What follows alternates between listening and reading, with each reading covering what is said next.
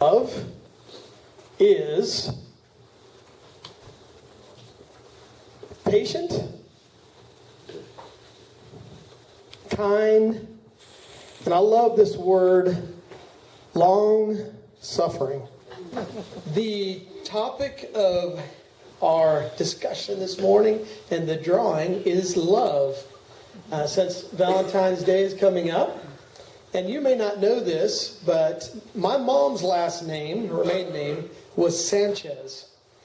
And I've always had that, I don't know if it's that Latin romance in me, but for some reason it seems like we should have candles out here. No, that's all right. But the idea of love has been something in my life from a little child. And when I was little, I would always make this excited dance. And if you've ever seen little David, our youngest, he does it all the time. He does this excited dance. And my mom said when I was younger, she'd come up and give me a hug all the time. And I'd get all excited. And so after, I started getting older, I still did the excited dance when I got excited.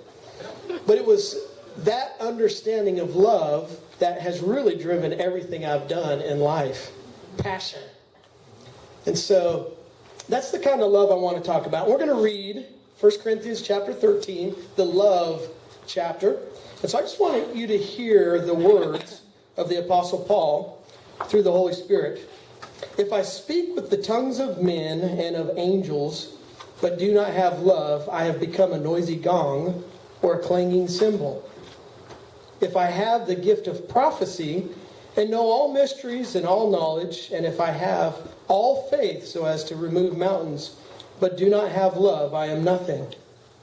And if I give all my possessions to feed the poor, and if I surrender my body to be burned, but do not have love, it profits me nothing. Love is patient. Love is kind and is not jealous. Love does not brag and is not arrogant. It does not act unbecomingly. Does not seek its own, is not provoked, does not take into account a wrong suffered, does not rejoice in unrighteousness, but rejoices with the truth, bears all things, believes all things, hopes all things, endures all things. Love never fails, but if there are gifts of prophecy, they will be done away. If there are tongues, they will cease. If there is knowledge, it will be done away.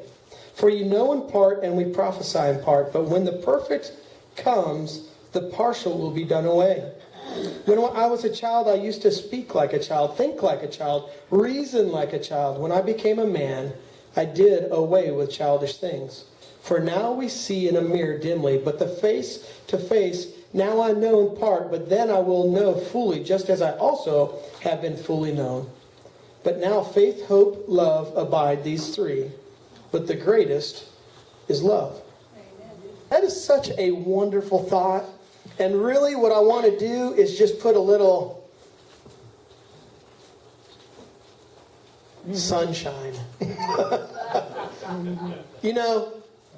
When we think of love, a lot of times it's that romantic, warm, fuzzy feeling. But really, truly, the more I see this world unfold, love really doesn't exist without storms.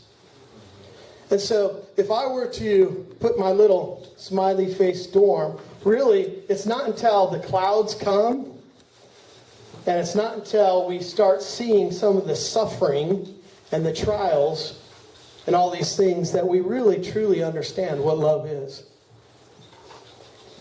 And you know as well as I do, there are some people that are closer than a brother. And the reason why is because they've gone through storms with you. And I don't know where you are in your life right now, but the reality of love is there is one that fulfills the fullness of love, and that is Jesus. I was debating with my brother because he has come to the idea that there is no hell. He doesn't believe that a loving God could create a place called hell. And I talked to him and I said, Tom, the unfortunate thing is is that God doesn't desire for anybody to perish.